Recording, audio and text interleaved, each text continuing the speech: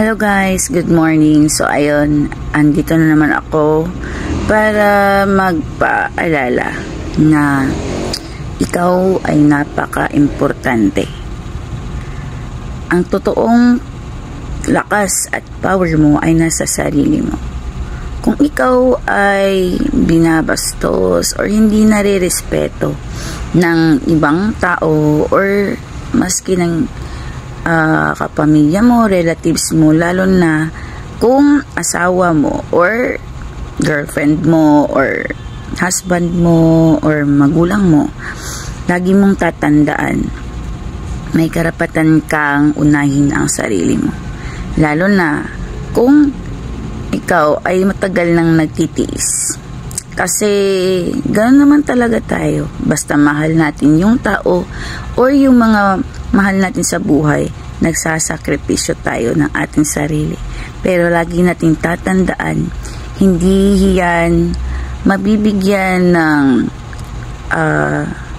pagputol sa pangyayari or sitwasyon kung hindi ito magsisimula sa iyo. Kasi na-share ko lang to guys kasi I've been reading birth charts or in short astrology since 2021, pero hindi pa ako nagre-read nun. Ang simula lang ako nag-read ng sa iba nung 2023 na siguro, ganun, or 2024. Tapos naging guide ko yun siya para maging mas makilala pa yung sarili. Then I met these many clients of me na naging friends ko na rin sa matagal na panahon. They've been sharing about their situations at saka mga pangyayari sa kanilang family, sa buhay, pagsasama sa mga pamilya nila, sa kanilang mga partner at ganyan. So may isang client ako na sobrang hanggang ngayon ginaguide ko siya to the point na lagi niya akong tinatanong na kung sinasaktan siya, sinasaktan yung anak niya or kung sino pa sa pamilya niya, hindi lang through words kundi physical. So marami na yung natatamaan guys, physical, emotional, psychological, ganun. So, ang tanong niya kasi like sinaktan daw yung anak niya ng husband niya to the point sinyalis na ba yun ng aalis siya or i-ano niya, i-cut niya yung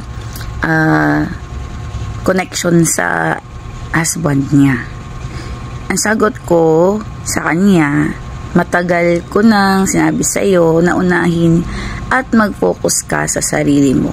Kung ikaw ay sinasaktan, kung ikaw ay hindi nire-respeto, kung ikaw ay nakikita mong hindi ka naman nag-grow kasama yung taong ito or yung mga tao sa paligid mo, it means there's something need to be redirected.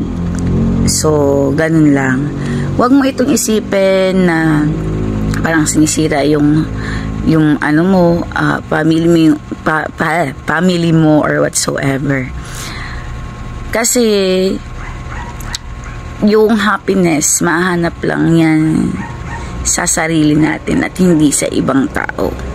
Kung ganun nga ang mga pangyayari, hindi ka na nare-respeto and nag-sacrifice ka na and all, laging piliin ang inyong mga sarili.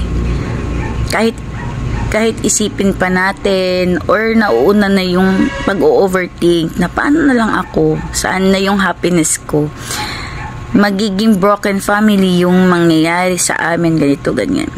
Pero pag in-embrace mo yung freedom at sinimulan mo ulit sa sarili mo, andun yung totoong happiness.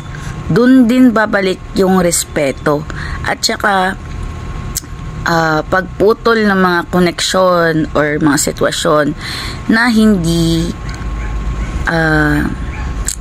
karapat dapat mong maranasan. Sabi nga, ikaw yung driver sa buhay mo. Ikaw yung magmamaneho kung saan ka papatungo. So, ang tanong dyan, do you think deserve mo yung saktan ka lang? Tapos kahit nagsakripisyo ka na? Does yourself deserve these things na maski magulang mo or sino pa man dyan na binibigyan ka ng halaga, pero yung mga taong mahalaga sa'yo tas binibigyan mo ng attention and whatsoever ay sinasaktan ka naman. It's really tawag doon warning sign kung something you felt is not right.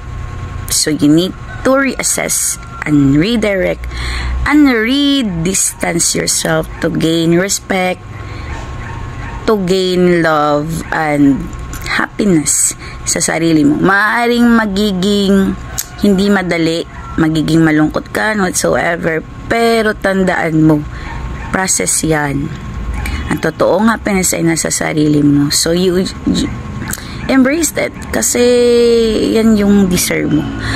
At ito pa, nangyayari lang kasi yung part of syempre may pain, may process, and so on. Kasi nai-use tayo, nakasama natin to, or mas binibigyan natin sila ng attention at halaga sa buhay natin, while yung sarili natin, hindi natin siya nabibigay sa self. So, start again with yourself and with your anak. Diba? Sa mga anak mo. Huwag mong piliin lagi yung sitwasyon na ganyan kasi hindi mo mababago ang isang tao kung hindi mismo siya yung magbabago sa sarili niya. So, final advice is to love yourself, embrace the new opportunities of life, and focus. So, ganun lang.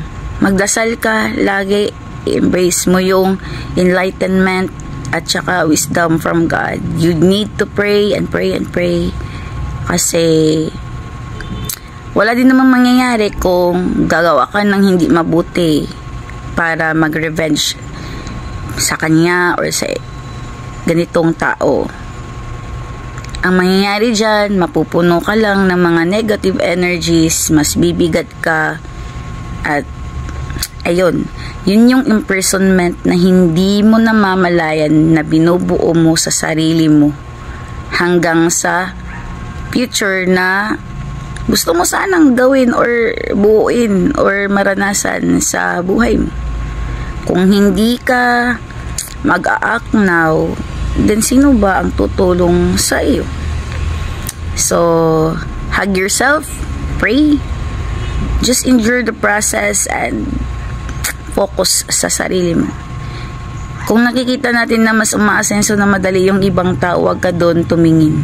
Tingnan mo yung sarili mo, step by step. Kahit mabagal, gawin mo lang. Kasi, hindi naman to sa mabilisan eh. It's building a foundation with yourself para hindi ka ganun matinag kadali ng earthquake. O, diba? Tingnan mo yung nangyayari ngayon. Kung ang building ay ginagawa ng or binibuild siya ng pinaka least na days or pinaka mabilis na days just to build the highest building, pag tinamaan siya ng earthquake, ano nangyayari? So, ganon din yun. So, mahalaga ang process, mahalaga ang pag-endure or pag-enjoy sa mga slow moments. Ang naging ano kasi ng mga tao ngayon is nagmamadali na lahat at nakikipag-compete.